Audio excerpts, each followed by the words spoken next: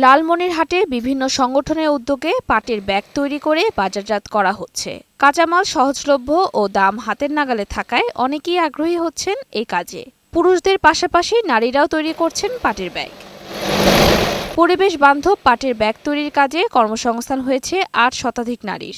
অর্থনৈতিকভাবে স্বাবলম্বী হচ্ছে তাদের পরিবার। পলিথিনের কারণে আমাদের পরিবেশের বিপর্যয় হচ্ছে, বিভিন্ন রোগ ব্যাধি হচ্ছে। আমরা উদ্যোগ গ্রহণ করলাম যে মানুষকে অল্প টাকায় এবং সহজে বহনযোগ্য পাটের কিছু করা যায় কিনা। আমরা পলিথিনের পরিবর্তে পাটের ব্যাগ তৈরি করতেছি। এখানে কাজ করে আমার আর্থিকভাবে আমি লাভবান হচ্ছি, আমার ফ্যামিলিও চলতেছে সচলভাবে। আমাদের এখানে পাটের ব্যাগ চলতেছে, মোটামুটি পাটের ব্যাগের চাহিদাও আছে। পাটের তৈরি ব্যাগ ব্যবহারে জনসচেতনতা বাড়ানোর পাশাপাশি উদ্যোক্তাদের সহযোগিতা করছে জেলা প্রশাসন। বিনামূল্যে পাটের ব্যাগ বিতরণ করতেছি, যাতে মানুষের মধ্যে অভ্যাস গড়ে ওঠে, যাতে পলিথিন না নিয়ে বাজারে চটের ব্যাগ নিয়ে বাজার করতে যাবে। পলিথিন মুক্ত একটা পরিবেশ চাই।